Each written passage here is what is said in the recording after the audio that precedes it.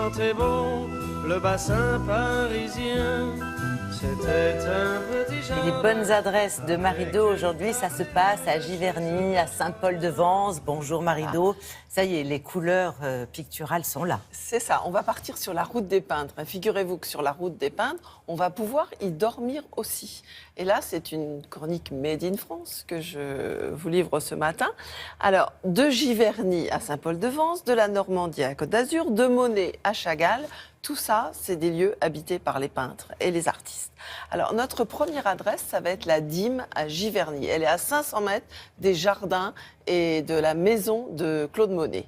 Donc, franchement, ça vous fait une petite balade dans un très joli village. Ouais. C'est une ancienne grange dîmière qui a reçu l'an passé, en 2015, le prix de la plus jolie chambre d'hôte des Gîtes de France. Donc, franchement, elle date pas d'hier, mais elle twiste un peu les ambiances d'hier avec du mobilier d'aujourd'hui, soit scandinave, soit des petits bibelots inspirés du Japon.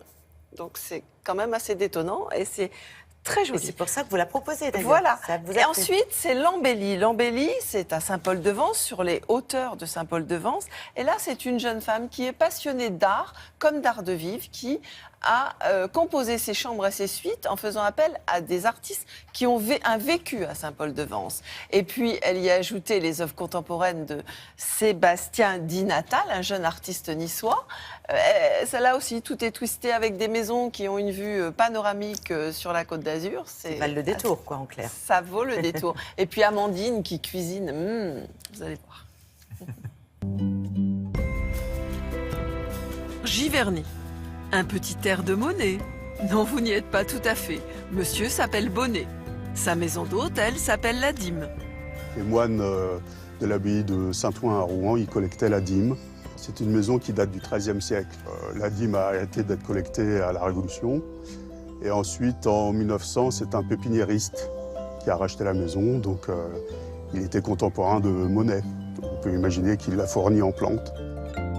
Laurent, son épouse et sa sœur assument en trio la nouvelle vie de la demeure.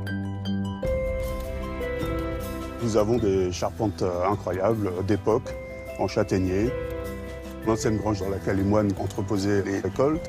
Nous la louons pour des événements, des mariages, pendant toute la saison. Sous les vénérables charpentes, les univers naviguent entre les époques. Nous avons fait un mélange d'époques, en effet, avec des choses contemporaines et des meubles chinés, qui viennent du monde entier, du Japon, de Chine, des pays nordiques.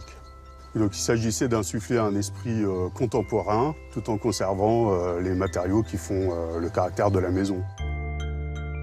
Les tommettes, cabossées par les années, ont elles aussi été pieusement conservées, laquées de prunes, revigorées par une belle envolée de papillons. L'embellie. Sur la Côte d'Azur, à Saint-Paul-de-Vence, une belle embellie pour vivre dans la lumière des artistes. Je suis née à Arras, mais mes parents sont descendus sur la Côte d'Azur, j'avais 1 an. Et depuis, j'en suis plus partie en fait. J'adore cette région. Le soleil, le ciel, j'adore. Le paysage s'invite comme autant de tableaux dans la maison.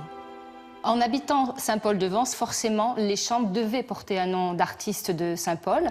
Pour la chambre Folon, j'ai pris plutôt le côté sculpteur de Folon. Vous savez, pendant mon enfance sur Antenne 2, ces petits bonhommes qui volaient dans le ciel.